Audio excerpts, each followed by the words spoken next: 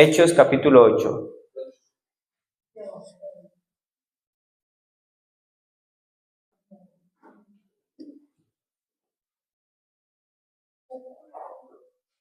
Amén. Bueno, ¿cómo empieza el libro de los Hechos? No, ¿cómo terminó el capítulo 7 de Hechos? ¿Qué fue lo último que vimos? De Esteban, ¿cierto? Esteban fue apedreado, el muchacho, nuestro hermano Esteban. Y después de que hacen ¿cómo se le dice? Martirio, cómo torturan a nuestro hermano, resulta de que a alguien le gustó la sangre de ese mártir, le gustó a Saulo. A Saulo le gustó porque vemos lo que dice el versículo 1 de 8 que dice: y Saulo consentía en su muerte, es decir, aprobaba todo lo que hacía. Cada vez que tiraban una piedra, él decía: tiren otra más grande. Él estaba animando a la turba que siguiera haciendo este acto tan condenable, se puede decir, contra un hijo de Dios. Y luego vemos que en aquel día, cuando leemos el versículo 1 más adelante, dice: en aquel día hubo una gran persecución contra la iglesia que estaba en Jerusalén, y todos fueron esparcidos por las tierras de Judea y de Samaria, salvo los apóstoles. Es interesante, hermanos, que solamente hasta este momento de la muerte de Esteban y que empieza la persecución, es ahí donde se comienza a llevar a cabo el cumplimiento del mandato del Señor a plenitud. Porque el Señor les dijo: cuando recibiréis poder, cuando haya venido sobre vosotros el Espíritu Santo, y me seréis testigos, ¿en dónde? En Jerusalén. ¿En dónde más? En Judea, en Samaria y hasta lo último de la tierra. Hasta el capítulo 8 no se habían movido de Jerusalén. Cuando llegó la persecución, fueron esparcidos. En nuestras tierras, en Colombia, el evangelio fue así. En algunos lugares los hermanos eran perseguidos y se iban para otro lado, y aún así llevaban el evangelio. Y lo mismo pasó en este caso. Todos los que eran perseguidos por causa del evangelio se iban, pero no iban quejándose, no se iban reclamándole a Dios, no se iban negando de la fe, sino que tenían una fe aún más firme, aún después de ver lo que pasó con Esteban. Dice que hombres piadosos, el verso 2 habla de cómo hombres piadosos llevaron a Esteban a enterrar. Luego el 3 habla de cómo Saulo asolaba la iglesia y entraba por casa en casa arrestando a hombres y a mujeres, no les importaba, y los entregaba a la cárcel. No tenía limitación Saulo a la persecución. Pero los que fueron esparcidos, dice el versículo 4, iban por todas partes anunciando el evangelio. Mire lo que pasa, hermanos. Creo que a veces nos hace falta un poquito de movimiento en nuestras vidas para que empecemos a hablar más del evangelio. Creo que hablamos a veces de muchas otras cosas, pero el evangelio lo tenemos limitado. Y paso para decirles: el sábado hay evangelismo por la ayuda del Señor. Como lo hacemos a las 5 o a las 6, o por regular a las 5, para que nos vayamos programando con la ayuda del Señor, para que vamos a llevar el evangelio. No tenemos persecución, pero vamos a evangelizar. Amén. Y eso fue lo que pasó con estos hombres. Empezaron a predicar en el momento de la persecución. Felipe era uno de los que... ¿Quién era Felipe? ¿De dónde sale Felipe? ¿De dónde es mencionado Felipe? ¿De dónde salió? ¿De la nada? ¿De dónde salió?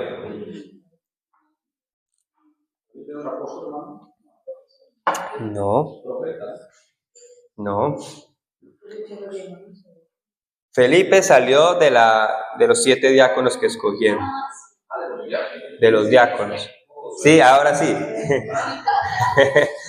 Felipe fue uno de los diáconos que yo les dije la otra vez cuando estaba predicándole un poco de Esteban. Les dije de que de los 7 diáconos solamente se mencionan a 2, a Esteban y a Felipe. Felipe llevó el evangelio a Samaria. Samaria ya tenía el campo fértil porque el Señor había predicado allí y mucha gente se había convertido. O sea, mucha gente estaba receptiva al Evangelio. Por eso cuando llegó Felipe allí, hubo mucha gente que aceptó el Evangelio, porque ya habían escuchado algo cuando el Señor andaba en tierra de Samaria. Amén. Gloria a Dios por ese amén.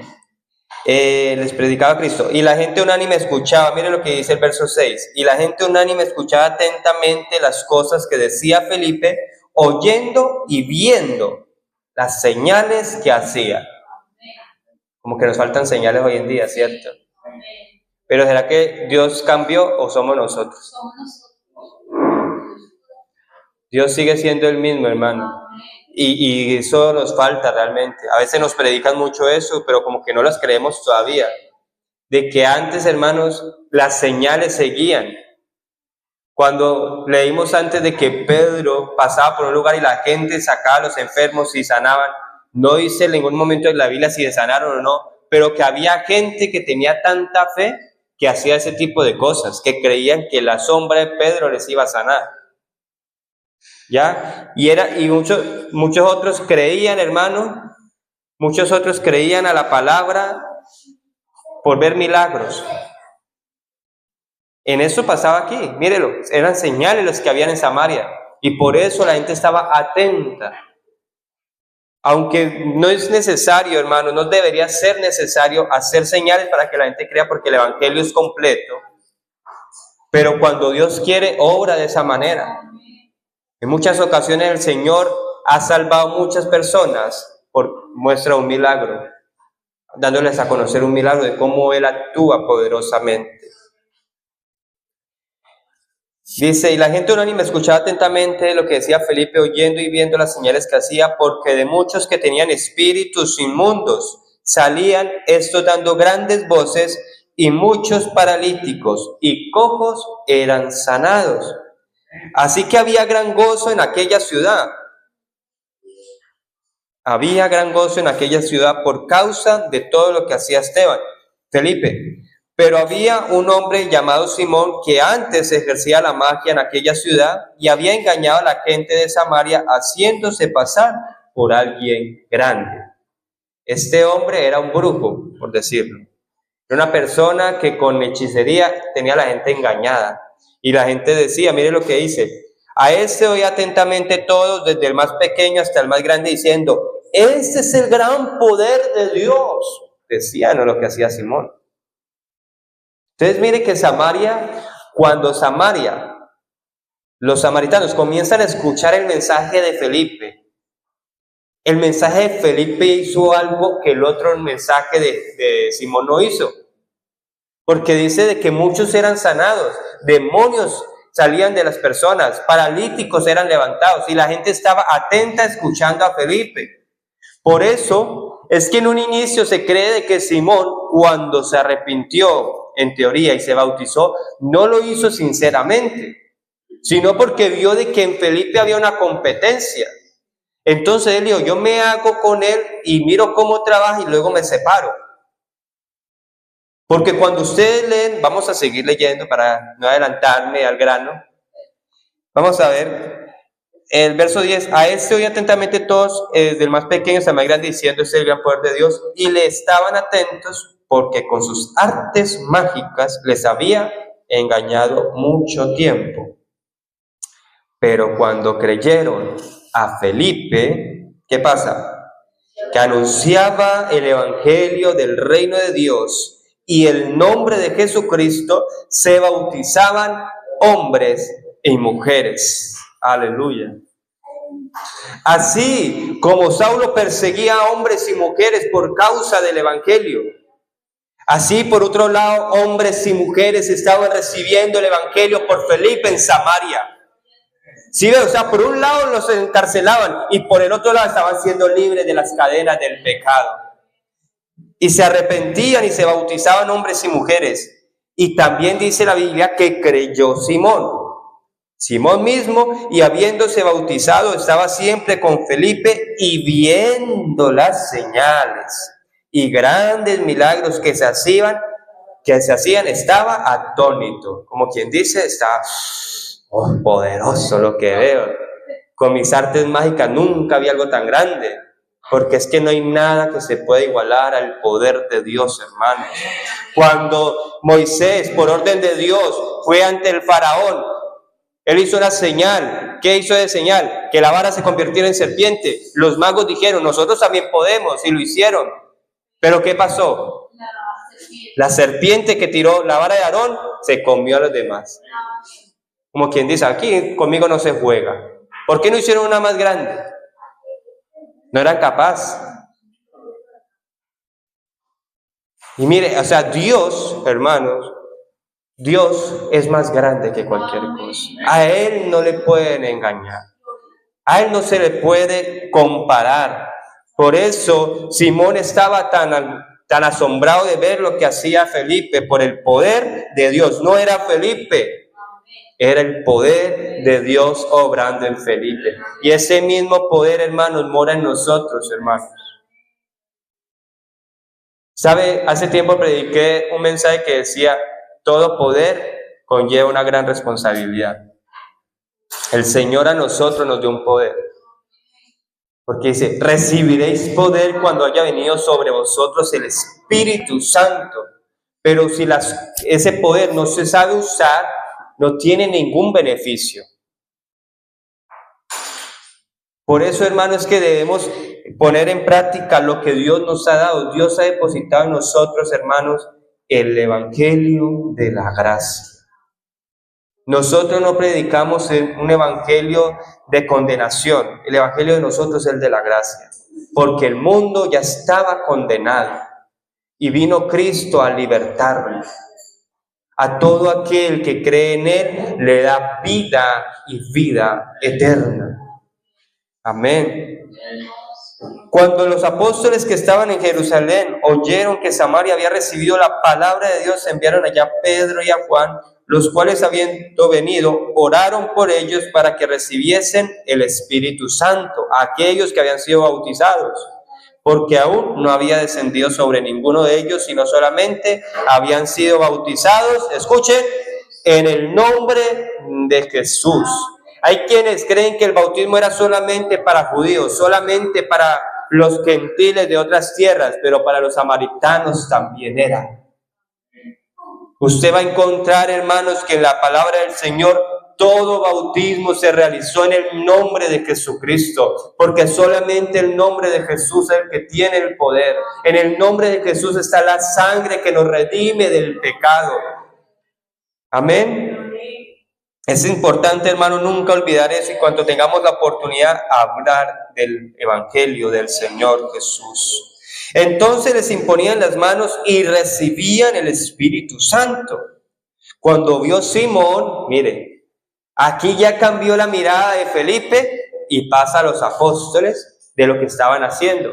Porque Felipe predicó el Evangelio, se arrepintieron, se bautizaron, o sea, fueron personas sinceras.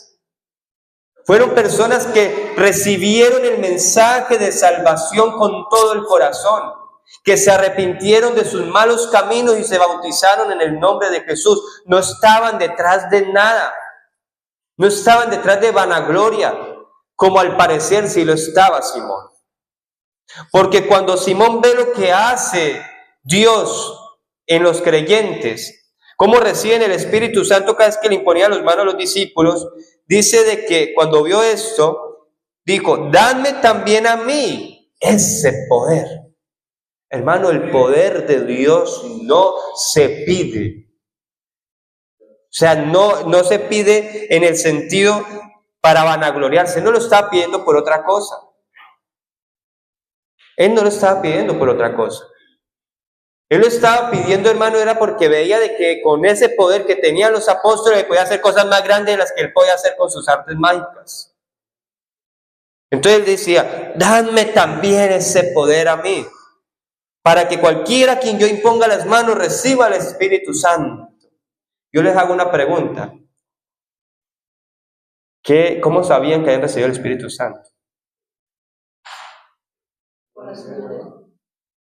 Claro.